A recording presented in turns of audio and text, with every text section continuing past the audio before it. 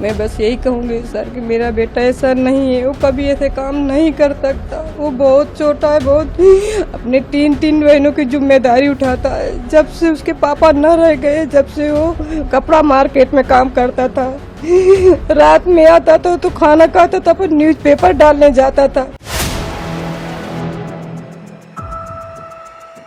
सोनम रघुवंशी के आशिक राज कुशवाहा की मां ने कहा कि राज तो सोनम को दीदी कहता था। राज की मां ने और क्या कुछ कहा है, इस वीडियो में हम आपको बताएंगे। नमस्कार, 4 PM पर आप सभी का स्वागत है। इस समय देश में सोनम रघुवंशी सुर्खियों में है। वजह तो आप सब जानते हैं कि मैडम के चर्चे क्यों हैं। गई थी पति राजा रघुवंशी के साथ हनीमून पर, लेकिन मैडम के दिमाग में तो कुछ और ही चल रहा था। शिलोंग हनीमून मनाने गए राजा रघुवंशी की हत्या ने पूरे देश को हिला कर रख दिया।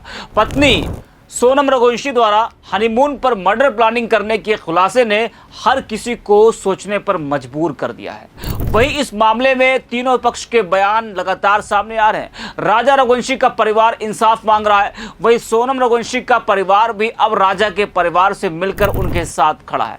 और वहीं जो आरोपी हैं उनके परिवार के बयान तो चौंकाने वाले हैं। जिस राज कुशवाहा को गिरफ्तार किया गया है वो राज सोनम का आशिक बताया जा रहा है, लेकिन राज की मां का कहना है कि वो तो सोनम को दीदी कहता था। राज ऐसा नहीं कर सकता है। जी हां, मेघालय हनीमून मर्डर केस में इंदौर की सोनम रघुवंशी पर सनसनीखेज आरोप लगे हैं। आरोप है कि सोनम ने अपने पति राजा रघुवंशी को मेघालय में हनीमून के दौरान मरवा दिया। सोनम ने अपने प्रेमी राज कुशवाहा के साथ राजा के मर्डर की पूरी प्लानिंग रची। अब सोनम और उसका प्रेमी राज कुशवाहा पुलिस की गिरफ्त में है। पुलिस ने बाकी हत्यारों को भी गिरफ्तार कर लिया है, जिन्होंने सोनम और राज के कहने पर राजा की हत्या की थी। इस बीच सोनम के प्रेमी और हत्याकांड के आरोपी राज कुशवाहा की मां ने अपने बेटे को लेकर सनसनीखेज दावा किया है।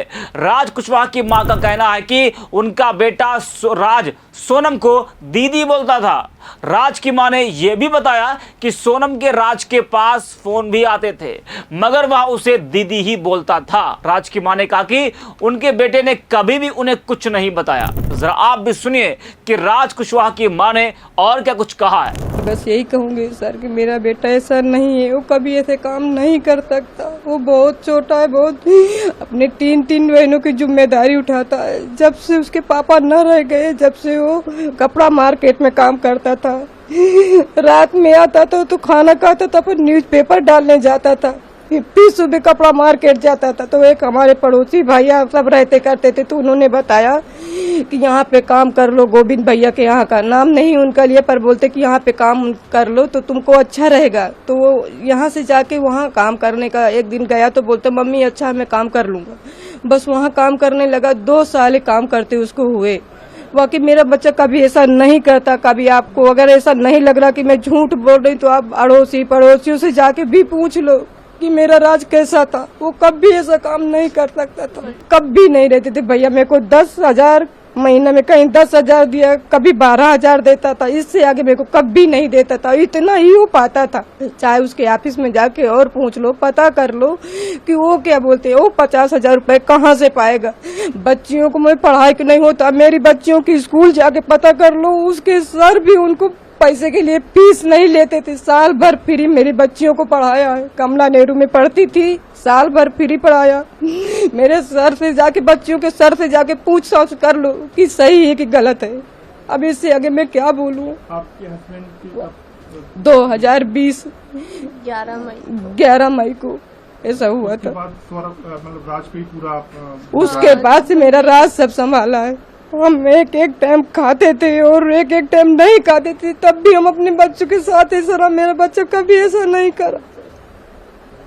मैं हाथ जोड़ के प्रार्थना यही करती हूँ कि मेरे बच्चे को बचा लो, उसको कुछ नहीं होना चाहिए।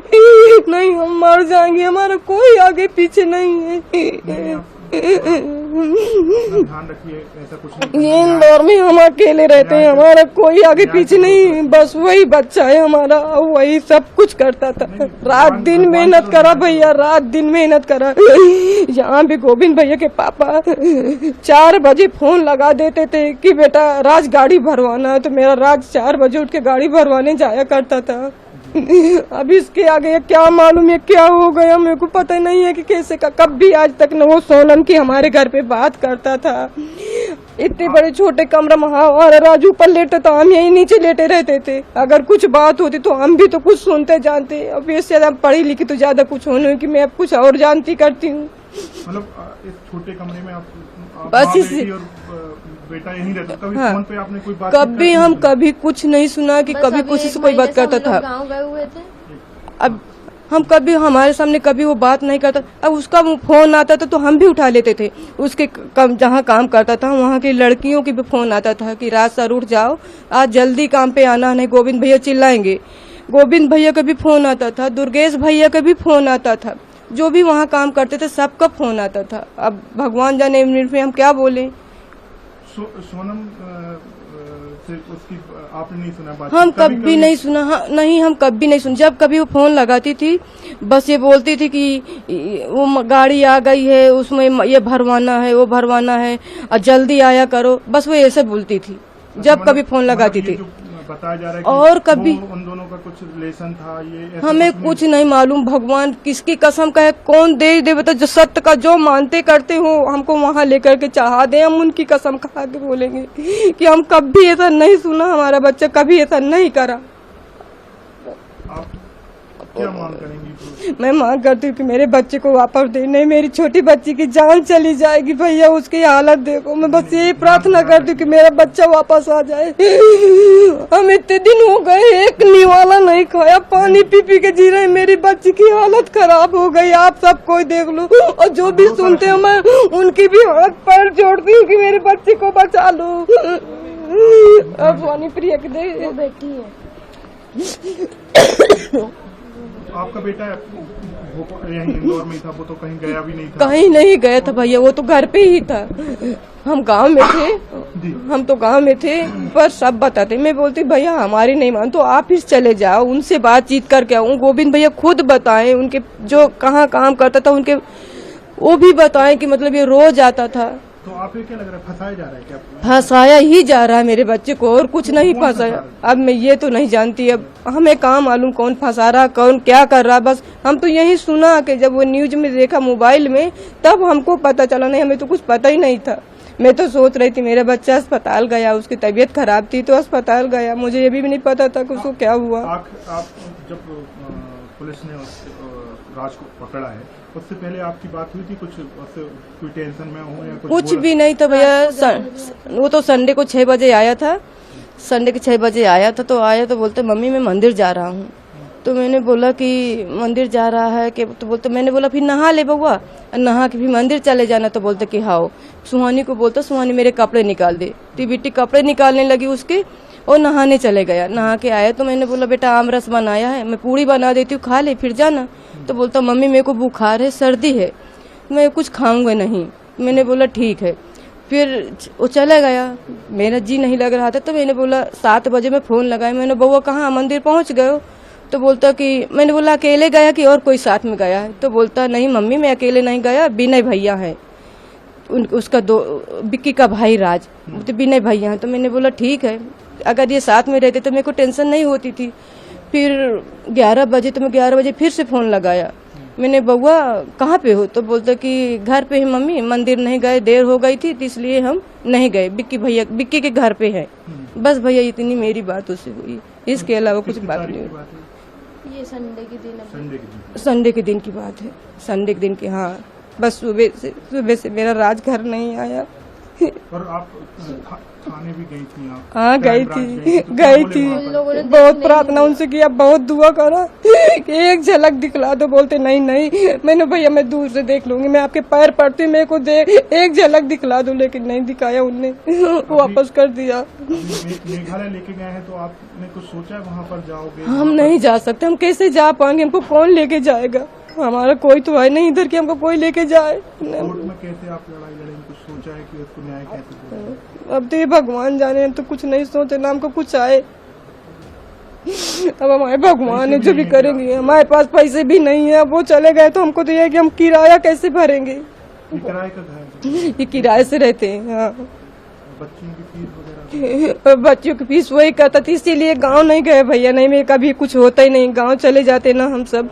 उसकी भी तैयारी थी, बोलता मैं गांव में, बोला चले आप 10 दिन में आ जाएंगे। फिर हमारे मम्मी की सास की हमारी तबीयत खराब थी तो बोलते कि कुछ दिन रुकना पड़ेगा। तो राज कब बोल जाना चाह रहे थे आप लोग? हम गए थे यहाँ से 25 अप्रैल को। 25 अप्रैल को गए थे। फिर वहाँ पे हमें भतीजे की शादी थी 30 मई की, 30 अप्रैल 30 अप्रैल की शादी थी। तो हमारा भतीजा यहीं आ गया था। तो बोलता है कि बुआ तुम चलो राज को रहने दो, राज जब पास में शादी आ जाएगी जब आ जाएगा। तो मैंने बोला राज चल। तो बोलता कि मम्मी अभी नहीं जाऊंगा, अगर मैं चले जाऊंगा तो महीना बेकार हो जाएगा, फिर किराया कहाँ से आएगा, फिर इनका एडमिशन भी करवाना पड़ेगा, इसलिए तुम चले जाओ और मामा से बोल देना। मामा को तो सब समझ है कि हमारे कोई नहीं करने धरने वाला, तो मैं नहीं जा रहा। तो मैंने बोला हाँ ठीक है। फिर बोलता मम्मी चलूं क्या? तो मैंने बोला मत जा, अगर तू भी सही बात चले जाएगा तो कौन करेगा, फिर किराया कहाँ से भरेंगे, फिर सुहानी प्रिया के एडमिशन इसके कॉलेज को तो देखेंगे जैसा भी होएगा, पर उसका 12 तो करवाना ही पड़ेगा। तो बोलता हाँ सही, इसलिए भैया वो नहीं गए, नहीं वो भी चले जाता तो कहे काज ऐसा होता। तो सुना आपने। वहीं आपको बता दें कि राजा रघुवंशी की हत्या में गिरफ्तार सोनम रघुवंशी के भाई ने राजा के घर वालों से मुलाकात की। सोनम के भाई राजा के घर पहुंचे तो माहौल भावुक कर देने वाला था।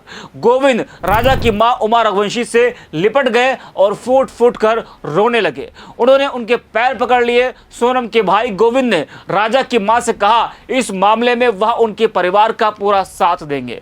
उन्होंने सोनम के खिलाफ खुद केस लड़ने की बात भी कही है। पुलिस सूत्रों के मुताबिक शिलांग ले जाई गई सोनम ने पूछताछ में अपना गुनाह कबूल कर लिया है। पुलिस इस मामले में गिरफ्तार किए गए बाकी 4 आरोपियों को भी शिलांग ले जा चुकी है और उनसे राजा हत्याकांड का हर एक राज उगलवाया जा रहा है। पुलिस के हाथ कुछ अहम सबूत भी लगे हैं। इसमें खून से सना रेनकोट और टी शर्ट भी शामिल है। इसके साथ ही वह खुकरी भी बरामद कर ली गई है जिससे शिलांग की पहाड़ी पर राजा की हत्या की गई थी। तो राजा रघुवंशी की हत्या के मामले में अब धीरे धीरे करके जो गुत्थी है वो सुलझती जा रही है और एक एक करके कई बड़े राज जो है वो सामने आ रहे हैं और सोनम रघुवंशी ने अपना गुनाह कबूल कर लिया है। पुलिस चारों हत्यारों से भी लगातार पूछताछ कर रही है। वहीं आपको हमने बताया कि राज कुशवाहा की मां ने क्या कुछ कहा है। राज कुशवाहा की मां का यही कहना है कि राज सोनम को दीदी बोलता था। तो इस वीडियो में इतना ही। 4 PM